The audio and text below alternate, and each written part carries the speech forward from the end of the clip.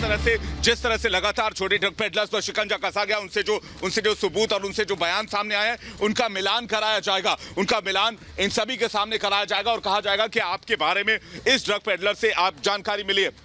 हमारे साथ विकास लगातार बने हुए हैं। विकास, जितने भी ड्रग पेडलर्स पकड़े गए और एनसीबी की रेड वाली एक्शन अभी भी जारी है, एनसीबी अभी भी लगातार कार्रवाई कर रही है। जितने भी पेडलर्स पकड़े गए, जिनके बयान लिए गए, उनका मिलान कराया जाएगा और उनसे जो सबूत मिले हैं वो भी कन्फ्रंट कराए जाएंगे। विकास, ये बड़ी जानकारी इस वक्त मिल रही है इस खबर में।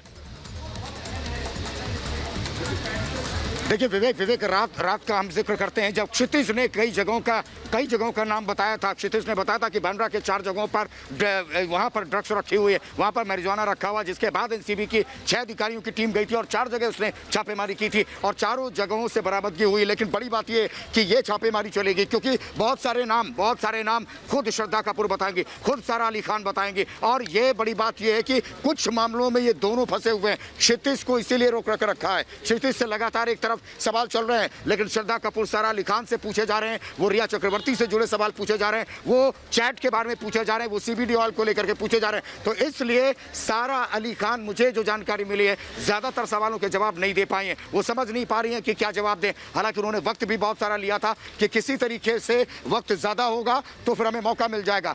वो लगातार लीगल टीम से भी संपर्क में थी। लेकिन इस वक्त की जो बड़ी खबर है, लगभग 3 घंटे से ज्यादा का वक्त हो चुका है, ये लगातार सारा अली खान से पूछताछ चल रही है। और सारा अली खान, क्योंकि बहुत अहम कड़ी है, सारा ही रिया से सीधे जुड़ी हुई थी। सारा ही, चूंकि ये 15/20 का केस है, यानी सुशांत का केस है। आप सोचिए, सुशांत के ड्रग एंगल में ये बड़ी लीड आज एनसीबी को मिल सकती। और इसीलिए अशोक जैन साहब अभी पहुंचे, केपीएस मल्होत्रा साहब यहीं पर पहुंचे, समीर वानखेड़े लगातार वो पूछताछ कर रहे हैं। तो एक पिक्चर क्लियर हो जाएगी शाम तक। वो सुशांत केस में पिक्चर क्लियर होगी कि आखिर इनका किस तरीके से रोल। लेकिन ये जिस तरीके से समय को कम करके पहुंचे थे कि देर से पहुंचेंगे तो ज्यादा सवाल नहीं हो पाएंगे, 6 बजे से पहले वो निकल जाएंगे, लेकिन ऐसा नहीं होगा। इन्हें कल भी बुलाया जा सकता है। सारा को खासतौर पर सुचरता ऐसा लग रहा है कि सारा से जिस तरह से इंटरोगेशन हो रहा है, 55 से ज्यादा सवालों की लिस्ट है, ये सारे सवालों के जवाब नहीं मिल पा रहे, तो कल भी बुलाया जा सकता है।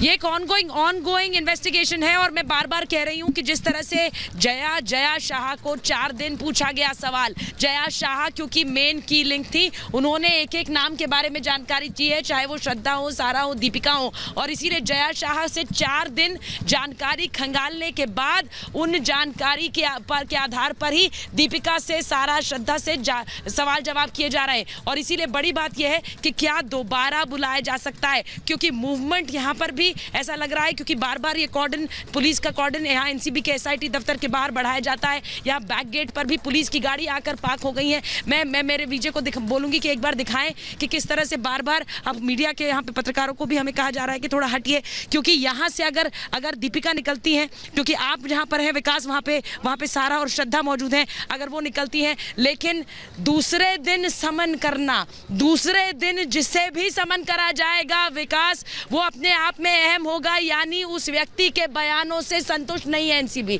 उसे दूसरी बार समन करना अपने आप में किस तरह संदेह गहरा देगा उस पर जिसे भी बुलाया जाएगा। एक छोटा सा ब्रेक लेकर वापस आ रहे हैं, एक छोटा सा ब्रेक लेकर।